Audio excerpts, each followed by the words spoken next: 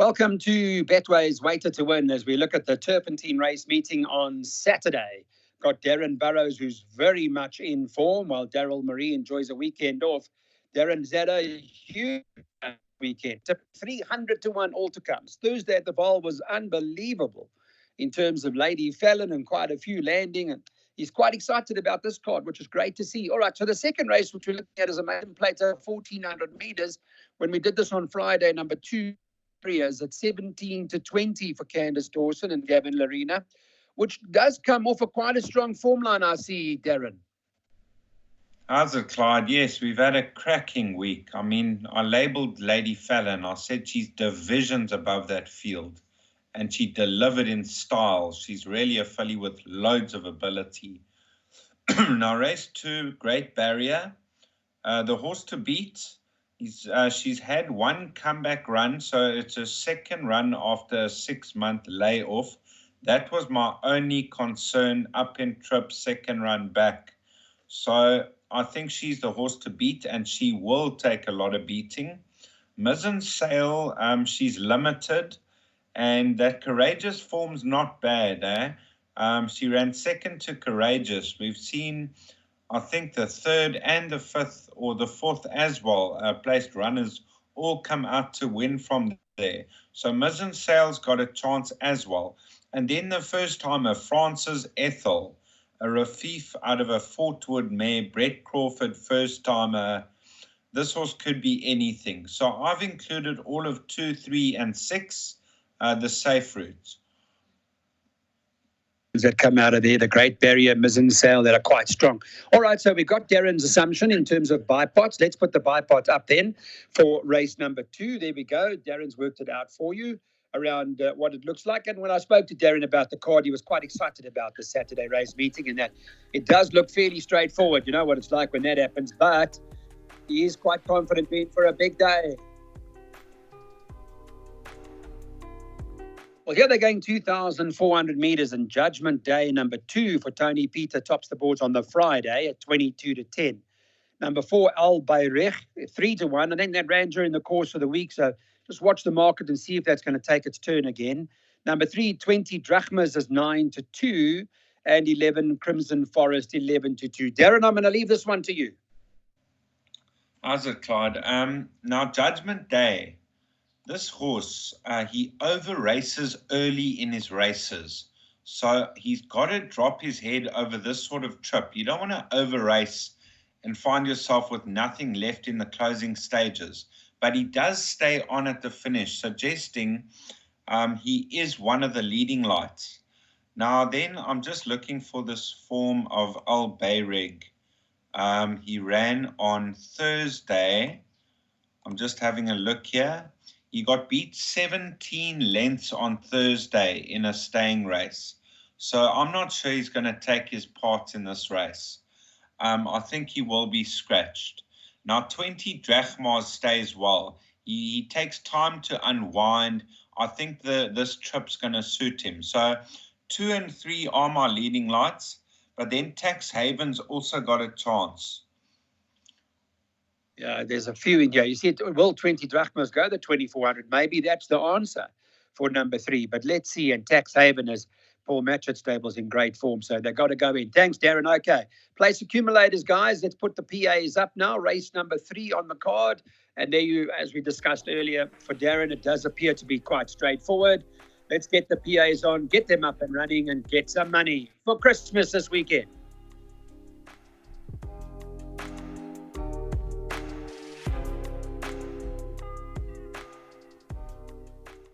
Race number 4 is a Pinnacle Stakes, and yeah, importantly, the weight you've got to take a note of, where number 3, Electric Gold, is the 2 to 1 favourite. Number 2, Shoemaker, is 22 to 10, second favourite. And number 7, Rennie's at 5 to 1. Now, I see Rennie, Darren, got no weight on its back. You're right, Clyde. This filly, her comeback run was good. She was staying on at the finish behind Guy Gibson. She looks to be more of a staying type, I think. Just judging on that last run, this trip's going to suit her down to the ground. But it is her second run back after a long rest. And that is my concern, that she's not cherry ripe and she might need one more run to tighten up. Now, Electric Gold, he was gelded 2 runs back, and his 2 runs back after the gelding were 2 lengths off Atticus Finch, and then 1 length off Atticus Finch, where he had no luck in running. He was almost tailed off, and he absolutely took off. He's got to be a serious runner with 54 kilos. Now, Shoemaker, loaded with ability. I hope that they're getting to the bottom of him, because he is better than his form suggests. His last run, he was beaten 4 lengths in the Summer Cup. That was a nice run from a 17 draw, and I think he'll be right there. Now, Second Base, he's a horse with a lot of ability. He was only beaten into 11th place in the Summer Cup by 4.75 lengths. So he was actually only just behind Shoemaker on that run, and he could be competitive too. So Electric Gold and Shoemaker to fight it out, followed by Second Base and Rennie.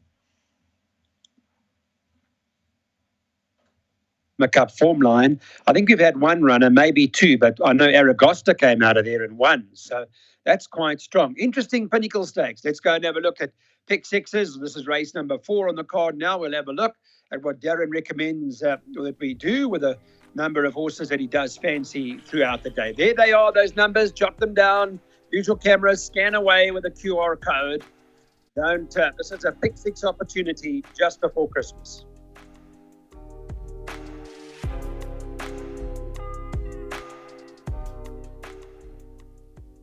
On to race number 5. And yeah, well, Lucky Hoodalakis has had a great run this week too. He's got Namakwa Blossom number 6 on the card.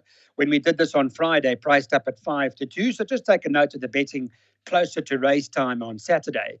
Number 3, Apache Fighter. Roy Magna ticking away nicely. 28-10, second choice. Robbie Sage been having his winners. Number 2, United Council, 4-1. And it's 5-1 and better about the others. Darren, what's your first choice here?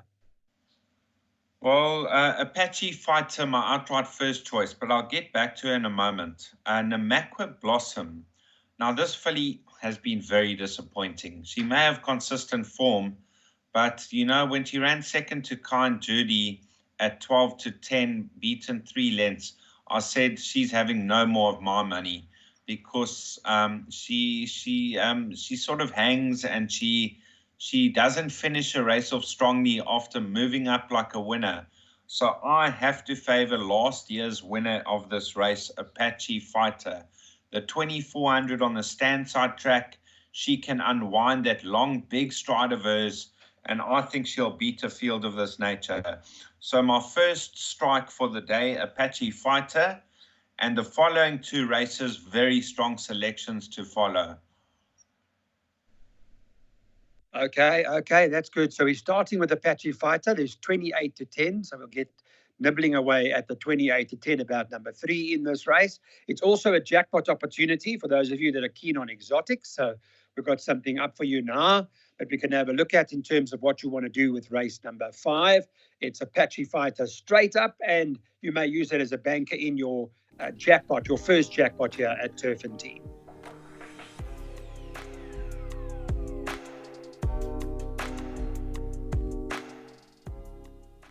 Now it's time to look at the tab sophomore 1,000 meters. Interesting race with Golden Sickle and Troppo Veloci coming to take each other on. Troppo Veloci number 4 is at 14-10, Darren. And the 2 Golden Sickle is 17-10. Is there much between them, or do you prefer one of the 2? Clyde, I've got to have this horse lean towards Troppo Veloci. Now, we punted her last time out. She shortened right down from 5-2 into 11-10. And she won like one of the better 3-year-old filly sprinters around. She absolutely trotted up by 4 1/4 lengths unextended. Now she meets Golden Sickle receiving 3 kilos. If it was level weights, I would say not much separating them.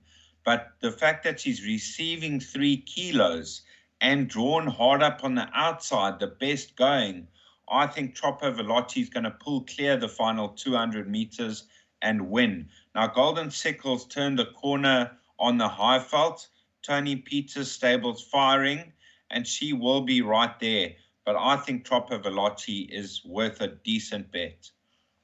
Okay, so Troppo Veloci has come very, very well of late. Up against Golden Sickle, it's going to be a very interesting race.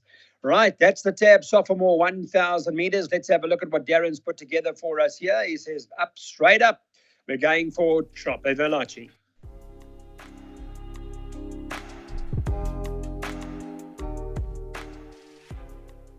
Race number 7 is the Group 3 Betway Bellow Sprint. It's over 1,000 meters.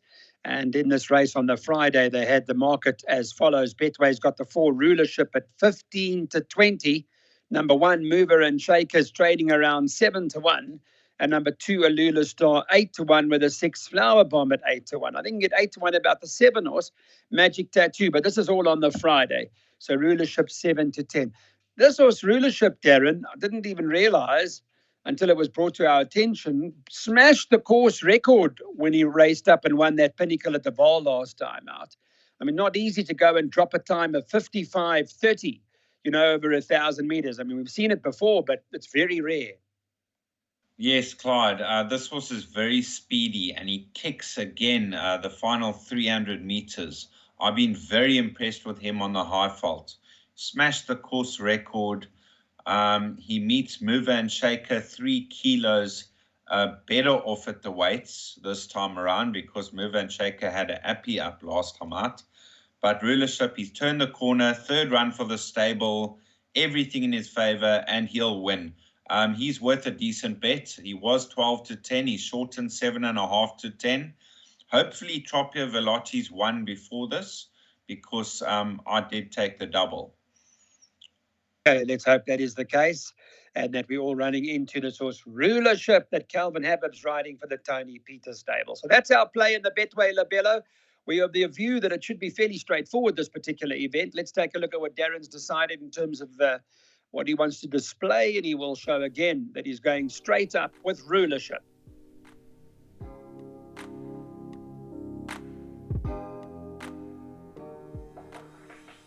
On to race number 8, the middle stakes, and this is run over 1,100 meters. A look at the market will show you that number 1, Moon Shining Through, is joint favourite at 2 to 1 with number 4, Ice Star at 2 to 1. I see 3 Power Broker is trading 4 to 1, and number 2, Bold Actor 6 to 1.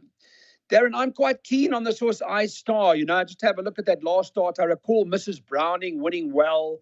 Ice Star stayed on up the outside with Samunga on board on that occasion. But that Troppo Veloci was a half a length behind Ice Star, and, we don't have to say much more about that.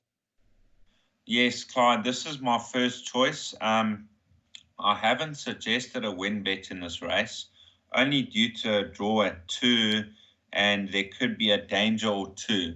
But she's definitely the horse to beat. She ran a length off Troppo Veloci, 2 lengths Golden Sickle, 2 lengths Mrs. Browning. I think the 1,100 is probably ideal for her. And I heard from the stable that she's popping at home, whatever that means. But she's obviously very well, and they're expecting her to win. Now, Power Broker's got a chance. A bit of a below par performance last time out, but Tony Peter gets him right. He could bounce back. And then there's filly Moon Shining Through, or should I say she's a mare now. She's got ability on her day. Watch her go down to the start. Sometimes she doesn't move too well, but she could be a danger too. Yeah, we certainly will watch Moon Shining Through. I mean, you just got to go back to the Golden Sickle run. There's not much separating Moon Shining Through and Ice Star, something like a neck or whatever, but I think Ice Star's got a weight advantage this time round. Okay, let's take a look. Race 8, so we've only got 2 more to go now. Let's have a look at what Darren has suggested. There we go.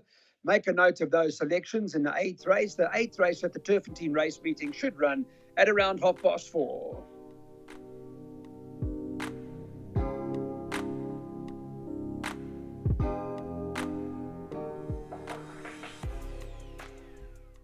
And on to the last race, the 9th race here at Turffontein. And I take this opportunity from Betway's Waiter to win the whole team that previews Turffontein and Gauteng 4 Racing TV.